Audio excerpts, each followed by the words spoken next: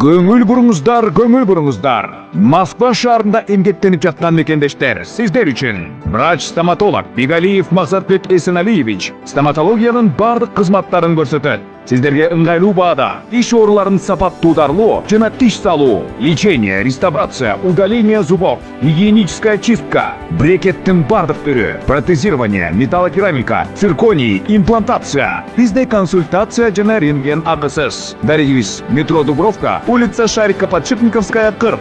Дем алышсыз 9-дан кечки 9-га чейин. Кененирээк маалымат үчүн телефон 8999 555 84 77.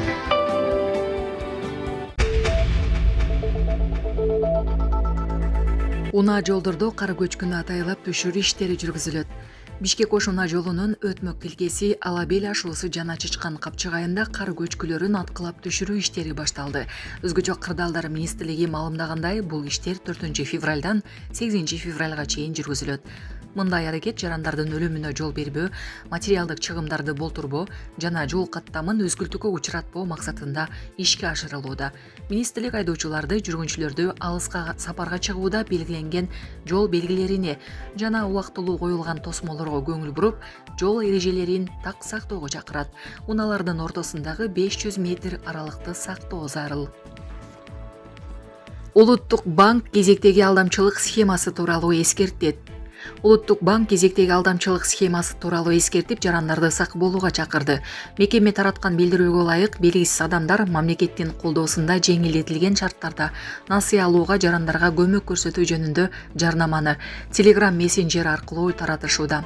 Ишенимге кирүү үчүн алдамчылар Улуттук банктын логотиби түшүрүлгөн жасалма документтерди көрсөтүшүп, Telegram мессенджеринде кредит алган кардарлардын ыраазычылыгы деп жалган билдирүүлөрдү мисал катары келтирүүдө.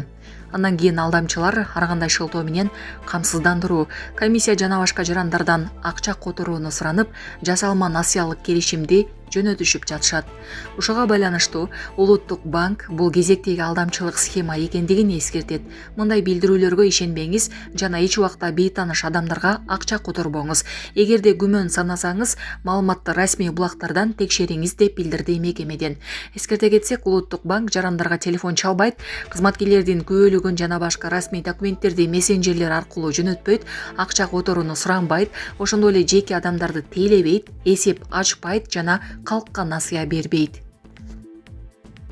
Инвесторлорду бөлбөйбүз. Садыр Жапаров АКШнын атайын өкүлү баштаган ишкерлерди кабыл алды.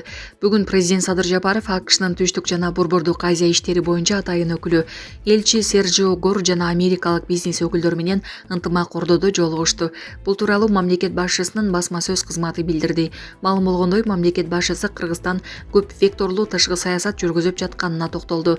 Буга байланыштуу ал Кыргызстан Америка Кошмо Штаттары менен кызматташууга өзгөчө маани берерин айтты. Кыргызстан бардык бизнесмендер жана инвесторлор үчүн ачык. Инвесторлорду кайсы өлкөдөн келгенине карай бөлбөйбүз. Бардык бизнеске, анын ичинде кыргыз бизнесине бирдей тең мамиле кылабыз жана мамлекет катары алардын ишмердүүлүгүнө ар тараптуу көмөк көрсөтүүгө даярбыз, деди президент. Илон Маск тарыхта биринчи жолу байлыгы 800 миллиард доллардан ашкан адам болду. Бул тууралуу Forbes Real Times Billionaires глобалдык рейтингинде айтылды. Азыркы тапта Масктын байлыгы 852,5 миллиард доллар деп бааланууда. Мындай өсүшкө SpaceX менен HAL компаниялардын биригиши себеп болду. Бириккен компаниянын жалпы баасы 1,25 триллион доллар деп бааланды.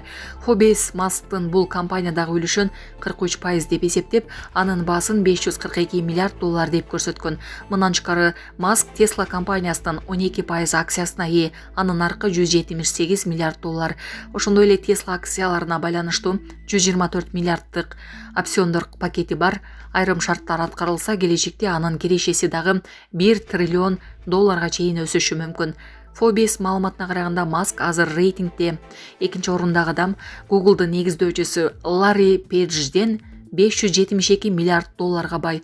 Ошентип Маск дүйнөдөгү биринчи триллионер болууга абдан жакын. Ал эми 2026 жылдын июнь айында Маск SpaceX компаниясын биржага чыгарууну пландап жатат.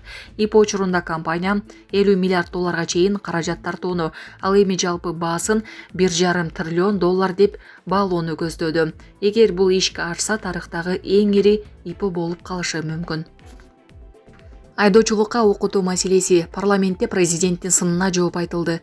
Бүгүн жогорку кеңештин жыйынында депутаттардын арасында айдоочулукка окутууда жүргүзүлүп жаткан реформаны сынга алганы да болду, аны колдогондор да болду.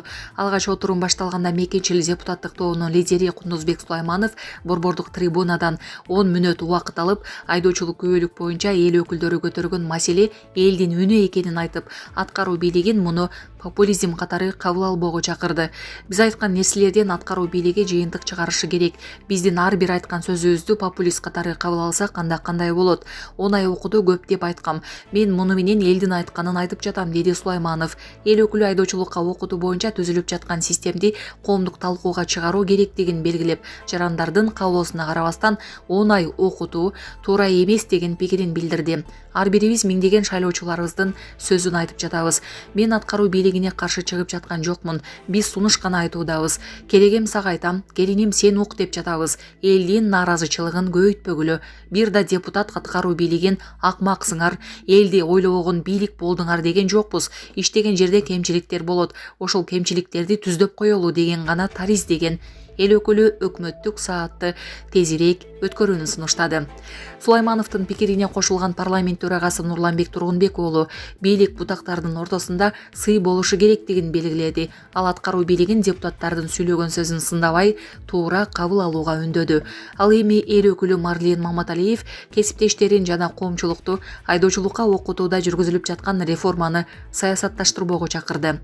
Анан аткаруу бийлигинин башында Конституция боюнча президент турат. Аткаруу бийлиги дегенде баш мыйзам боюнча ал жерде Камчыбек Кыдыршаевич турат. Анан эмне экөө жасап жаткан иштерди жаман деп айта алабызбы? Же алар кылып жаткан нерселер кээде башкача көрүнгөнү менен аягы жаман бүтүп жатабы? Келиңиздер, ишенели, аягына чейин чыдайлы, көрөлү. Эми бөөнөтү боюнча маселе чечиле эле турган нерсе, деди Маматалиев. Депутат Улукбек Узакбаев аталган реформаны колдоо керектигин белгилеп, бийликке мүмкүнчүлүк берүү керек деген пикирин айтты. Парламенттик жыйындан бир күн мурун президент Садыр Жапаров Фуна мекемесинде айдоочулукка окутуу боюнча жасалып жаткан реформага түшүндүрмө берип, депутаттарды популизмден алыс болууга чакырды. Кундузбек Сулайманов бийликти депутаттардын айткандарын популизм катары кабыл албоого чакырды. Бүгүн жогорку кеңештин жыйынында депутат Кундузбек Сулайманов айдоочулук күбөлүк боюнча эл өкүлдөрү көтөргөн маселелер элдин үнү экенин айтты. Ал аткаруу бийлигин муну популизм катары кабыл албашы керектигин баса белгиледи. Биз айткан нерселерден аткаруу бийлиги жыйынтык чыгарышы керек. Биздин ар бир айткан сөзүбүздү популист катары кабыл алсак анда кандай болот? Оңай окутуу көп деп айткам. Мен муну менен элдин айтканын айтып жатам, деди Сулайманов. Айта кетсек, 3 февралда президент Садыр Жапаров Уна мекемесинде айдоочулук окутуу боюнча жасалып жаткан реформага түшүндүрмө берип, депутаттарды популизмден алыс болууга чакырган. Булак Суу Беркежи.